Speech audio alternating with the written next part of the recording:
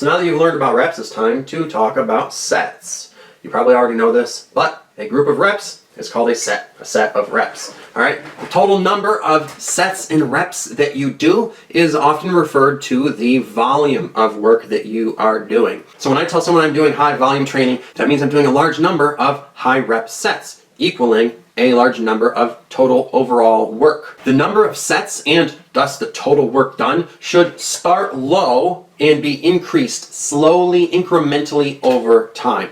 All right, that's what progressive overload means. Beginners should start with no more than 5 sets per muscle for large muscle groups such as your pushing, pulling, and legs, and less for the accessory work of the arms and the delts and such. Intermediate trainers who have at least 1 to 3 years of training under their belt should be doing at least 10 or more sets per muscle group. And only advanced athletes benefit from doing 20 plus sets per muscle group.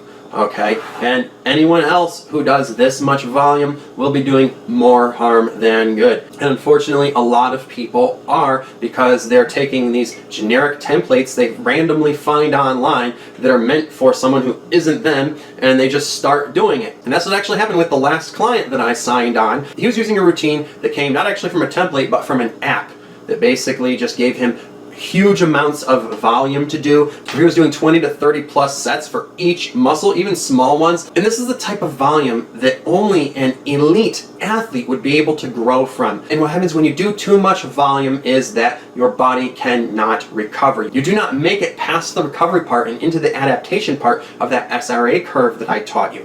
All right. So it is very important to train with the number of sets and total volume that is right for you. A beginner is someone who has been training for less than 3 years. Anyone who's been training for 3 years to 7 years is an intermediate, and anyone who's training with over 7 years of experience is an advanced athlete. And when I say years, I mean consistent years. I don't mean total years added up together over the course of your life, with breaks in between. And like I told you at the beginning, I've been working out on and off since I was 7, so for 30 years, but only consistently for 5.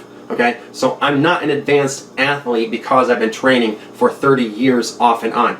So when I train, the type of volume that I use is generally between like 12 and 22 sets. Okay, so choose your volume for where you are at, not where you want to be, okay? Just because you want to be an advanced athlete doesn't mean you should train like one by using 20 or more sets per muscle when you've only been training for 3 years, all right? Because that is just asking for painful injury. But if you're doing the right volume, you can slowly progress over time, and eventually you will get to where you want to be.